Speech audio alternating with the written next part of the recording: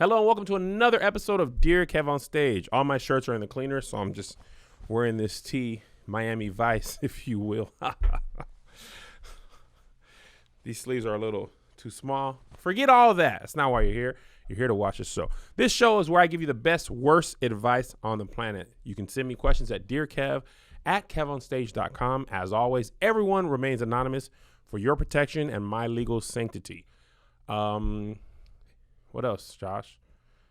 Comes out every Friday on YouTube, Facebook, and podcast places. Okay, bye. Here comes the first question.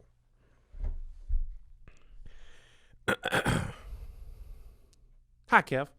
I've been with my boyfriend for 8 months, but one thing that's been bothering me from time to time is the smell of his penis. Overall, he has good hygiene, but he is uncircumcised, and I don't think he's probably given as much care as he should, and that's why it smells. I really don't know how to bring it up to him, and sometimes before I give him oral, I wipe his penis off and make up an excuse so I don't vomit when I go down there. Any advice is needed. So you're an uncircumcised Philistine. It's not your fault. You didn't make that choice. Your parents decide, hey, man, I'm not finna cut off his helmet. He needs his full helmet, okay? But you got to treat your little Philistine peen differently. You got that Goliath, okay? You different, okay? You got a hoodie on your helmet. When you wash your helmet, you got to take the hoodie off. Okay, you washing the helmet with the hoodie on, man. Come on, man. It's getting dirty up under the helmet. You got to take the hoodie off. Wash the helmet. Okay? Then pull the hoodie back up. A turtle that comes out of his shell, he got to come out to get clean. He can't be in the shell clean. You understand me? You got to come out the shell, be clean, then you go back in the shell. Okay? Don't feel fat. Don't feel bad about having an uncircumcised peen. Okay? The one thing that sucks is you have to clean it more. It's just the way it is. Your parents probably should have oh, wait, I'm not even talking to the woman. Show this to your boyfriend. It's not your fault. Okay? Your parents should have taught you how to clean the helmet. All right? Take the hoodie off. No limits. No boundaries. I see clean peen all around me. Pull down, wash around, enlarge your territory. You can't be having smegma. That's what it's called when you have an uncircumcised peen and you get that little, little mix of, hummus. You got that hummus in there. It's smegma. And it stinks, man. Smegma, man. It's like earwax and arm sweat. You got to get that smegma out of there, man. They didn't teach you this in health class? When I was young, they taught everybody. They're like, man, we don't know what y'all parents are teaching y'all. Whether you're uncircumcised or you're circumcised, this is how you clean your peen. They taught us, and somebody should have taught you, but you got some schmegma, okay? And you got to clean that up. Don't nobody want hummus on their peen. Hummus goes on pita chips, on gyros, shawarma, but not on peens. Don't go on penises. Don't nobody want hummus. Well, she got peen on the side of hummus. Extra garlic. You got that garlic peen, baby. Come on, man. Don't do her like that. Don't do it like that. It's the first thing you should do when you're in the shower. All right? Take the hoodie off, wash it, put the hoodie back on. And the one thing that God gave people who are uncircumcised, they got extra feeling. Okay, I didn't know this. We had a Love Hour episode. We had a sex therapist. She was saying that when you're uncircumcised, you get more feeling. Some of that feeling was in that helmet. Now, you cut that helmet off because a lot of Americans do it, and now you got less feeling. You don't even know what it feels like. See what it tastes like. Okay? So, yeah, just tell your husband, watch this video, or your boyfriend. Don't marry him until he clean that peen up. You understand me? How old he is? If he's older than 6 years old, he should know how to clean that helmet. But actually, in her defense, I've actually got that question a lot. At first, I was like, man, nah. Then I got it like 3 or 4 times. I was like, man, y'all walking around with stinking peens? Just leaving it? It's under there festering? You got fungi? You got mushrooms going under your mushroom. Violet, you're getting Violet. Next question. Dear Kev, when I was around 8 months pregnant with my second child, me and my now ex got into an argument about washing dishes. Instead of just cleaning up behind himself, he decides to argue with me, and the argument escalated quickly to where I called him a BAN. Okay, if y'all don't know what that means, it rhymes with itch, sass, trigger. So I called him a ban. I'm going to just use the word ban. I was on the phone with his mother at the time, and she heard me call him that not once but twice. No matter how much I apologize, he takes every opportunity to weaponize this. How can I tell him to get over it already because I'm tired of hearing about it? He said that he forgave me, but obviously not. Listen. You were pregnant. I understand. I had a girl pregnant twice. She was my wife, but she was a girl that got pregnant. She said some things while with child. She ain't call me no ban. He understands me. But she said some things, and I was like, that's the baby talking. She's like, ain't no baby, this is me, cuz. I was like, did you become a Crip overnight? I forgave her because I understand, but also she never crossed that line. That's a tough one, okay? You done call that man out of his name, and his mom heard it, and now y'all got to raise the baby, and the thing is, you won't admit it. You still think that about him. You didn't just say that because you were pregnant. Pregnancy doesn't create a monster. It reveals the monster you already were. I can say that now that my children are 13 and 11. My wife wasn't a monster, but she wasn't pleasant all the time. In her defense, it was hot. In her third trimester, both times, it was hot. And she would just look at me like, you did this to me.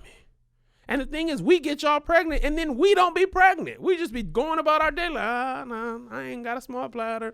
I don't pee on myself a little when I sneeze. Like, nothing happens to us. You got, C-section scars, busted open vagina. Your vagina, that baby come in like, get me out of here.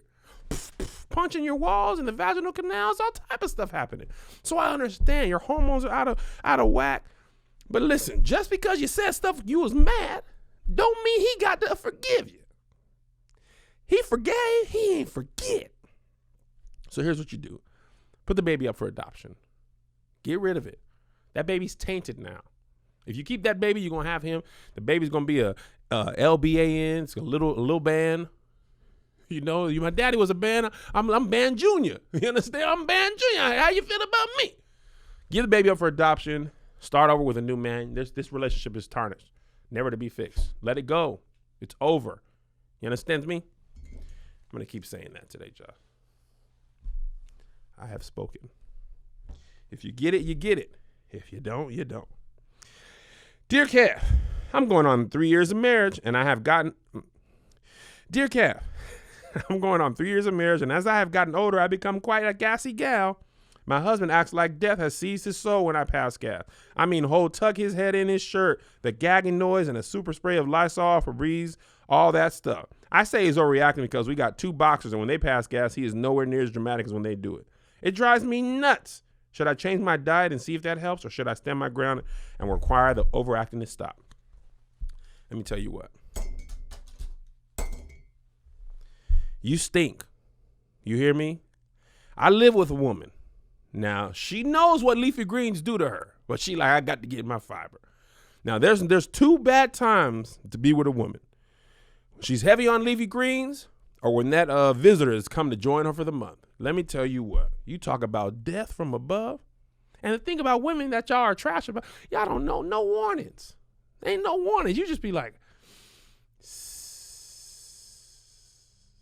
and he just sitting there like, man, it got hot in here? What was...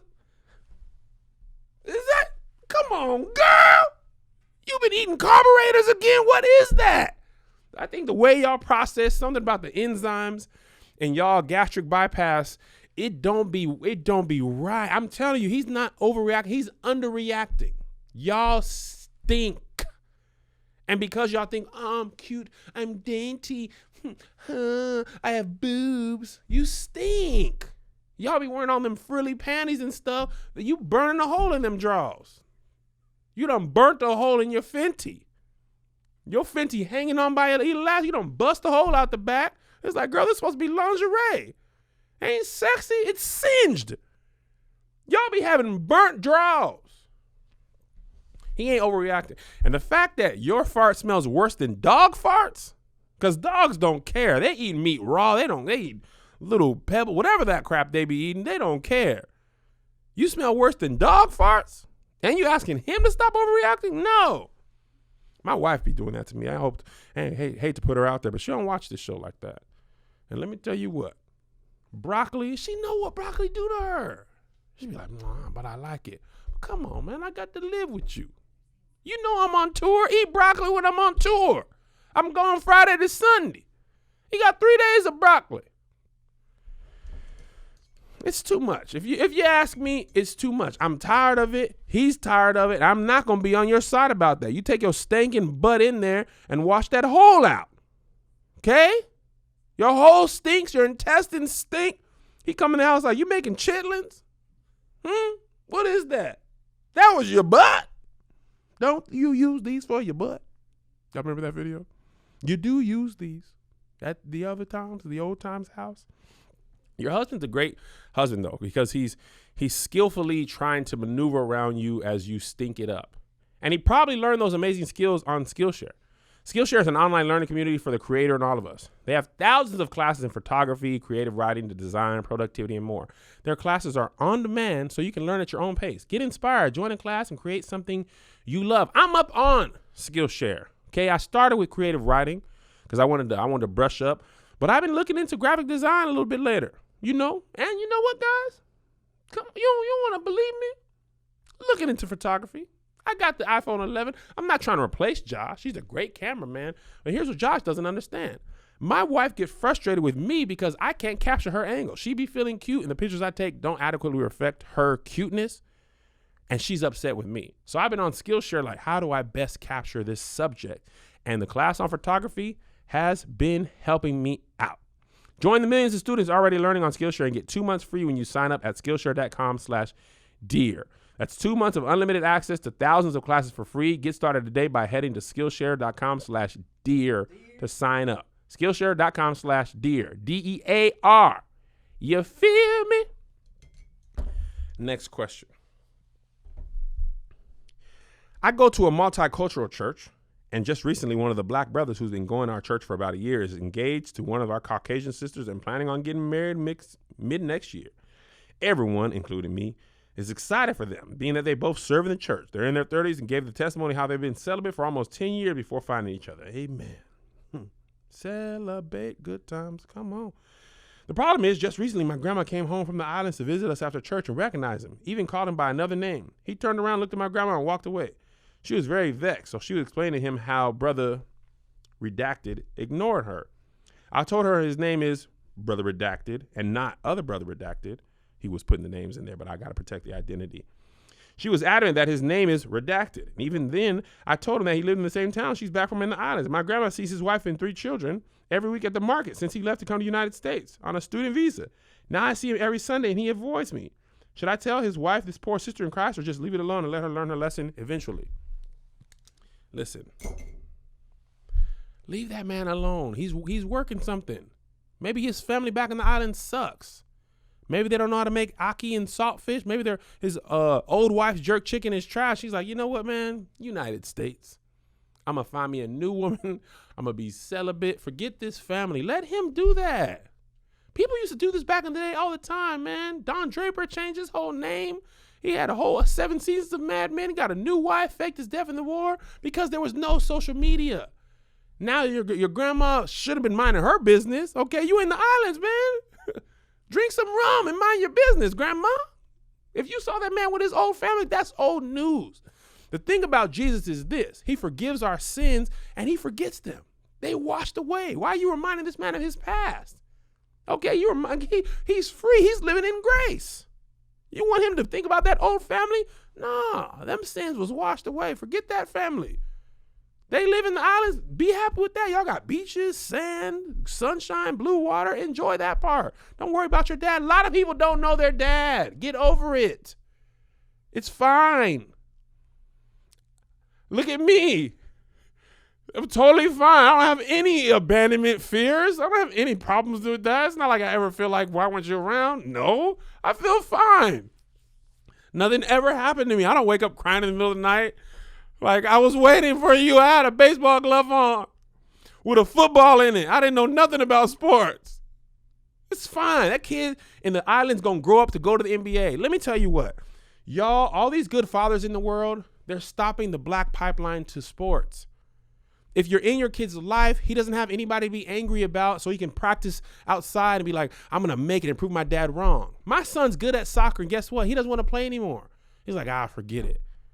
I'm cool. My dad can pay for college. If I wasn't in his life, he'd be like, I got to get my mom out the hood. He'd be properly motivated to continue to play sports, but he's not, because he knows I got his back.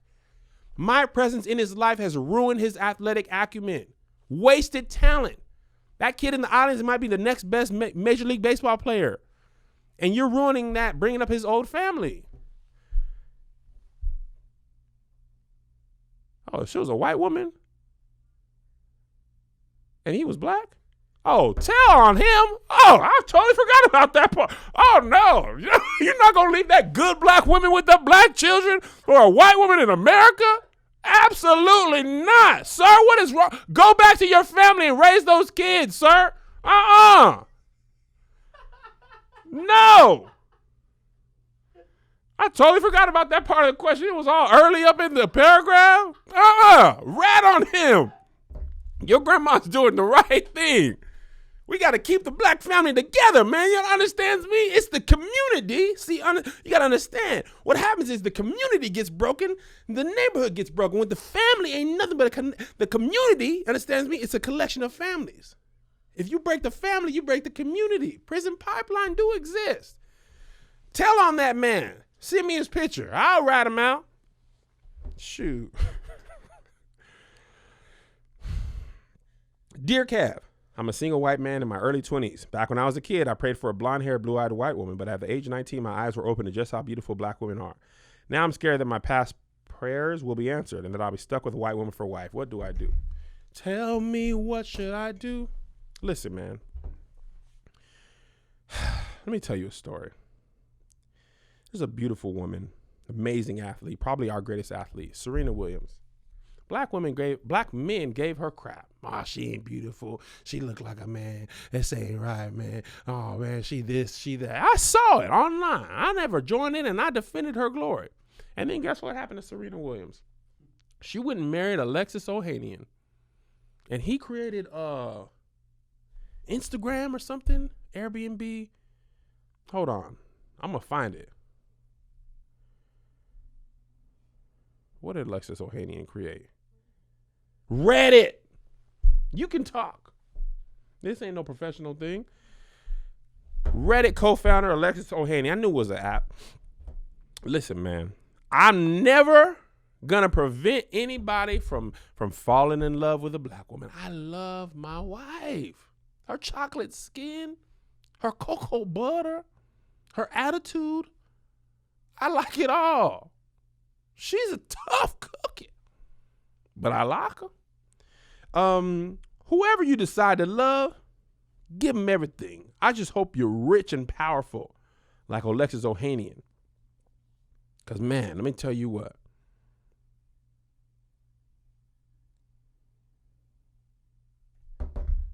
We missed out on Serena Williams as the black man. We did. We messed up. We made fun of her. And then when she got married, we was like, oh, see, y'all interracial, interrelated. Listen, here's how I feel about it. Love who you love, man. As long as it's a black woman. Next question. I'm a single, 31-year-old woman with 2 degrees. Unfortunately, I'm currently sitting on $70,000 in student loans, and I need some advice. Okay? Thankfully, I have a pretty good job for the most part that covers my bills, but I'm living paycheck to paycheck right now with these student loan payments, and I'm less than enthused about it. I should be traveling the world and upgrading my wardrobe, but I just can't responsibly afford it. I've tried cutting back on extra expenses like weekly runs to Jack in the Box or my Hulu subscription, but if I'm being honest, there are some things I can't do without, such as my monthly massages and Righteous and Ratchet Patreon membership. So my question for you is pretty clear. What do I do to save money? I'm just out here trying to live my life like it's golden when I really just have silver change in my pocket and I'm struggling. Thanks in advance. Let me tell you what.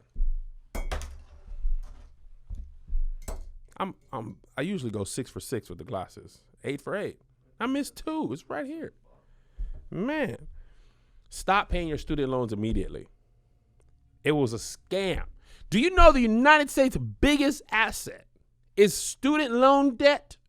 Do you know that Sally Mae or Navient or Navient, whatever they devil call themselves now, They took their whole executive leadership team to a trip in the islands because they had made like $5 billion in revenue one particular year. $1 trillion in student loan debt. Forget that. Don't pay another dime. You already got your degree. They cannot repossess that. Enjoy your money. Maybe if Elizabeth Warren becomes president, you won't even have to pay that back. Get an early start on that. Forget credit. It's a sham. You'll always be able to find a place to live. You may have to pay more for things, but that's why you got the good job. It's too late. You got to play the game back on them. I got a college degree. Now I got paid. Now I ain't paying them back. Get at me. You can't even go to jail for that. The only thing you're risking is low credit.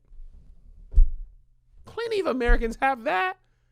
It's not going to stop you from getting anything. You're just going to pay more for it. And that's fine because you make more money. The money you save now by not paying your student loans, you can use later because you're going to have trash credit. And then maybe we'll wipe the whole slate clean and you good. I got student loans still to this day. You think I'm happy about it? I'm not even working in my field. I got a degree in sociology. What? I haven't even never got close to using that. I don't even know what sociology is. I was just kind of close to graduating. They were like, pick this one and you could be done. I was like, bet. Now I pay my stuff because, I like having good credit. But forget them loans. Tell them they'll never get another dime out of me, copper.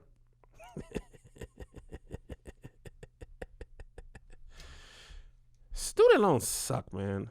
I mean, it's just terrible. Student loans make me so upset. I get hot. I get flustered. I get frustrated. My temperature is raised. I literally am hotter as a result of the student loan debt crisis. Luckily for me, I got the Ember Wave. It's the first bracelet that helps you feel colder or warmer at the press of a button. All you got to do is press to activate the Ember Wave for a burst of heating or cooling. This sensation pairs with your body and mind and make you feel comfortable in a matter of minutes. Ember Wave provides comfort in unpredictable climates, relief from stress, and support for sleep at the end of a long day. Ember Wave has a fall asleep mode that can help you maintain a comfortable temperature as you drift off to sleep. You can use Ember Wave in the office space, restaurants, airplanes, after workout, malls, in the car, crowded public workplaces, and more. I have one because my wife is always cold and I'm always hot. So I wear it to make myself feel cooler. And boy, does it come in handy. And she wears one to make herself feel warmer because she's cold. And there's an ice box where her heart used to be. Black Friday Cyber Monday sale listeners get $60 off if they go to emberwave.com/dear. That's EMBRWAVE.com/dear. DEAR. Okay? Okay? Okay? Okay. Dear Kev, I have an employee who is currently cheating on her husband. It doesn't really affect me except her side piece works in the same building, so she's always sneaking off to be with him. I don't want to call her out, but I need her to get her work done. She was a great employee before this. What do I do?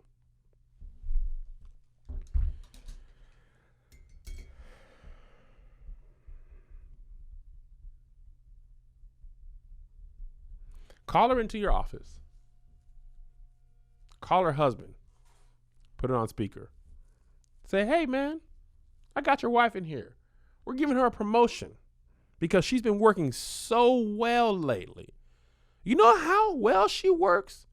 People from all around come to visit her, go to lunch with her, meet her in the break room. They're so happy to be around her.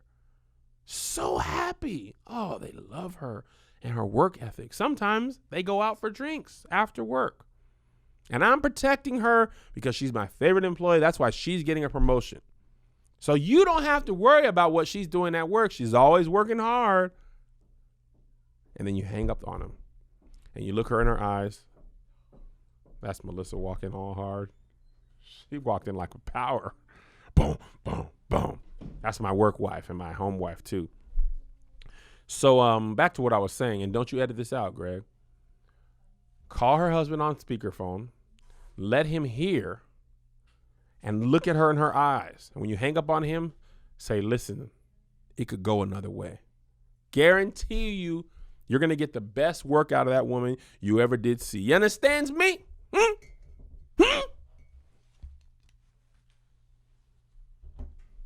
Dear Kev, what are your thoughts on the concept of a push present? Did you buy your wife a gift for when your kids were born? Is there something that you would recommend buying that isn't jewelry?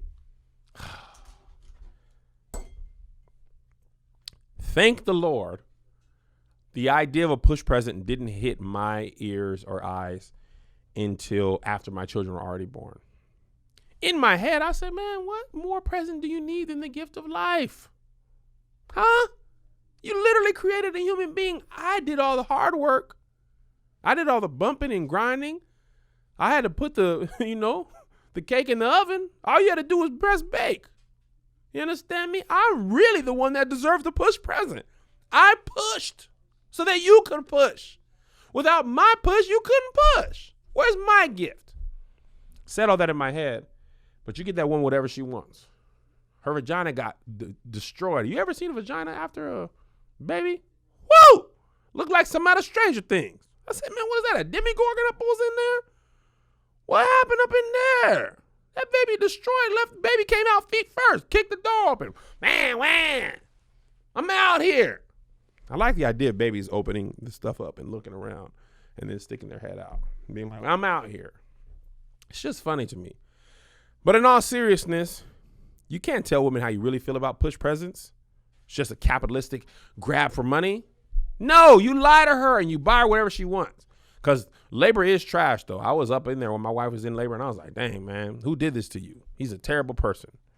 That's enough for today. I love y'all. We're here every Friday on Apple Podcasts, Spotify, other small podcast places that people listen to if they have Androids, and also on Facebook and YouTube.